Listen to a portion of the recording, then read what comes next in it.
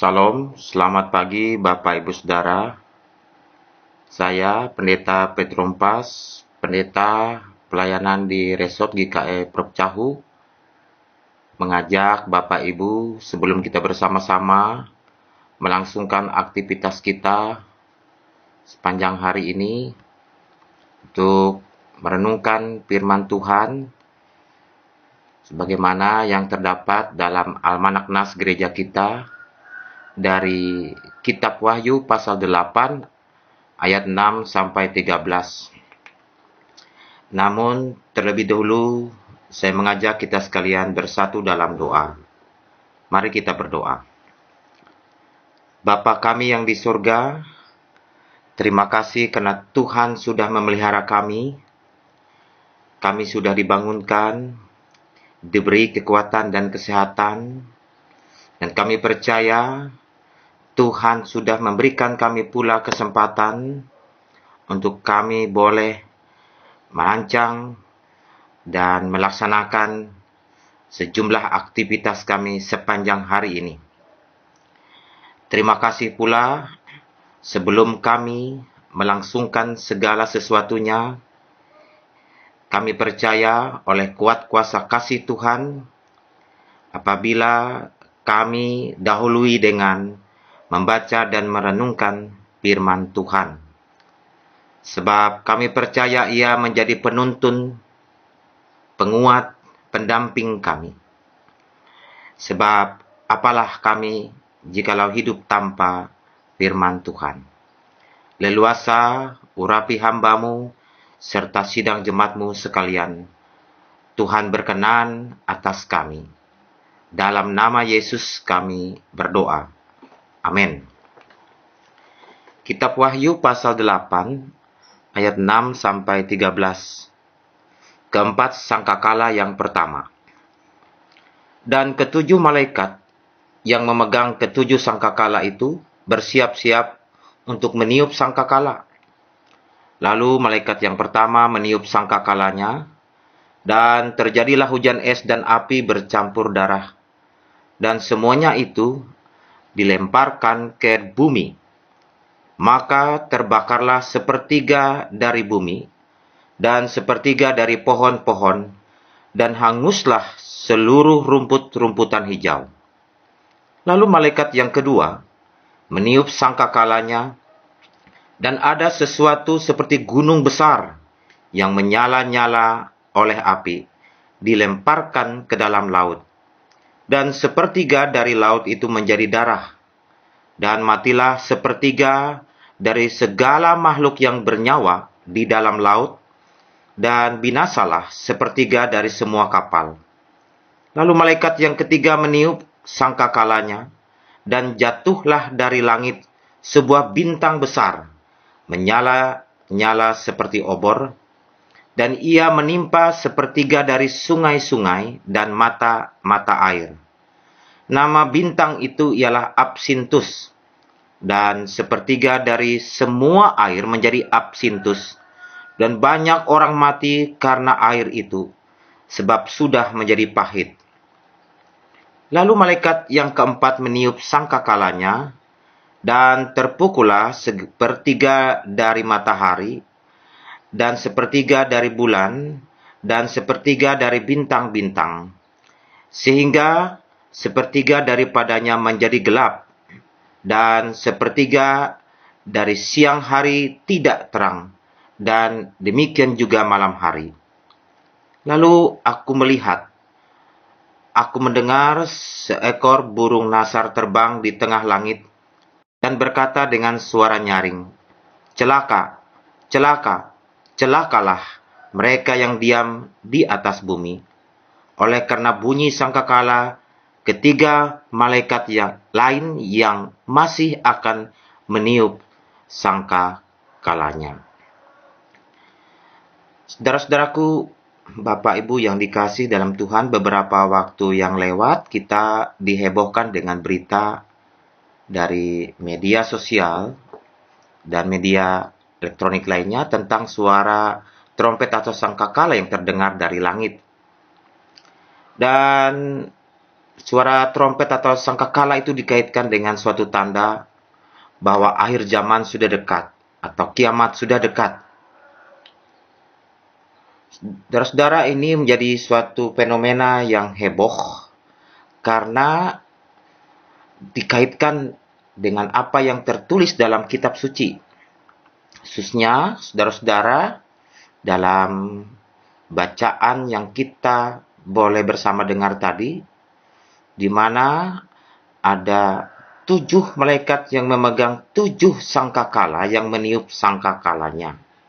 Itu dapat kita lihat dalam ayat yang ke-6 pasal ke-8. Saudara-saudara yang dikasih dalam nama Tuhan, gambaran ini menunjukkan kepada kita bahwa yang pertama tentang akan adanya hari kiamat atau akhir zaman, itu diyakini bahwa sesuatu hal yang tidak bisa tidak. Kitab sendiri dalam Matius menyatakan kepada kita, memastikan bahwa hari itu akan tiba. Orang-orang akan mengkaitkan itu dengan tanda apapun yang datangnya dari atas. Tuhan Yesus dalam Injil Matius mengatakan, memang tidak ada seorang pun yang tahu. Malaikat di sorga sendiri, bahkan anak pun tidak tahu, hanya Bapa. Ia mengingatkan kepada kita bahwa ada memang akan hadir tanda-tanda, namun untuk saat di mana peristiwa itu tidak ada yang tahu. Dalam nas yang kita baca, bahwa keempat daripada sangkakala yang ditiup tadi menunjukkan sesungguhnya bahwa masa daripada pengampunan, masa daripada belas kasihan Allah sudah selesai. Tiba waktunya adalah masa akhir di mana Allah akan menghadirkan daripadanya, yakni balas dendam. Allah menghadirkan penghukuman, Allah menghadirkan penghakiman atas dunia dan segala isinya, atas kehidupan yang pernah dihadirkannya, yang diciptakannya. Itu artinya bahwa kehidupan manusia akan sampai pada titik akhir dan perjalanannya. Semua orang, karena itu celaka-celakalah seperti yang dikatakan dalam akhir nas, bahwa akan ada sesuatu yang dahsyat yang belum pernah terjadi sebelumnya menimpa kehidupan manusia. Saudaraku yang dikasih dalam Tuhan, terkait dengan peristiwa sangkakala yang ditulis oleh Rasul Yohanes dalam kitab Wahyu ini, menunjukkan kepada kita bahwa ia seperti dalam suatu peristiwa yang berjilid, bertahap. Ada tingkat-tingkat. Tingkat pertama, kedua, ketiga, dan seterusnya. Sampai tingkat yang terakhir. Di mana pada tingkat-tingkat atau proses-proses itu, jikalau kita perhatikan, bahwa mulai dari skala yang terendah, ada malaikat yang meniup sangkakalanya, ada hujan es, dan sepertiga dari bumi akan hancur. Kemudian ada gunung besar yang bernama Absintus seperti bintang, menyala-nyala, dan seterusnya. Saudara-saudara, singkatnya bahwa segala sesuatu itu oleh Allah melalui Rasul Yohanes memberitahukan kepada kita bahwa Allah ingin kita hidup di dalam masa sekarang ini, mempersiapkan diri. Manusia dengan firman Tuhan yang telah diterimanya, agar ia boleh ada dalam situasi berjaga-jaga. Sikap berjaga ini akan membuat kita selalu siap. Kita tidak boleh menghabiskan waktu dan pikiran untuk merancang sesuatu yang tidak ada keterkaitan dengan masa akhir. Atau kita berspekulasi, berhitung secara matematis, Kapan akhir zaman? Kapan masa itu tiba? Saudara-saudara, berjaga dalam hal ini dikaitkan dengan hidup layak di hadapan Tuhan. Tandai dengan kehidupan suci, hidup doa yang baik, melakukan kasih, dan kita senantiasa boleh berjuang untuk menjadi layak seperti yang Tuhan kehendaki. Saudaraku yang dikasih dalam Tuhan Yesus Kristus, kita tidak boleh terlena akan ketidaktahuan dan ketidakpedulian sepenuhnya terhadap peringatan yang Tuhan berikan kepada kita. Oleh karena itu waspadalah, karena kita tidak akan tahu kapan waktu itu akan datang. Dengan demikian saudara-saudara, seperti yang dikatakan oleh Petrus, 2 Petrus 3 ayat 14, sebab itu saudara-saudara yang kekasih, sambil menantikan semuanya ini kamu harus berusaha, supaya kamu kedapatan tak bercacat dan tak bernoda di hadapannya, dalam pendamaian dengan Kristus. Karena Kristus telah mencurahkan darahnya untuk menyucikan dan menyempurnakan kita. Ia menginginkan kita senantiasa selalu dalam keadaan tak bercacat sampai masa akhir. Itu artinya kita jangan menyia-nyiakan waktu yang masih tersedia ini. Hari-hari yang kita sedang hadapi ini adalah hari-hari akhir menjelang kedatangannya. Bukan waktunya untuk kita main-main dalam menjalani hidup. Sebab barang siapa yang berbuat jahat, biarlah ia terus berbuat jahat. Barang siapa yang cemar, biarlah ia terus cemar. Dan barang siapa yang benar, biarlah ia terus berbuat kebenaran. Barang siapa yang kudus, biarlah ia terus menguduskan dirinya. Alkitab menyatakan bahwa di zaman akhir yang jahat akan semakin jahat, yang suci akan semakin suci.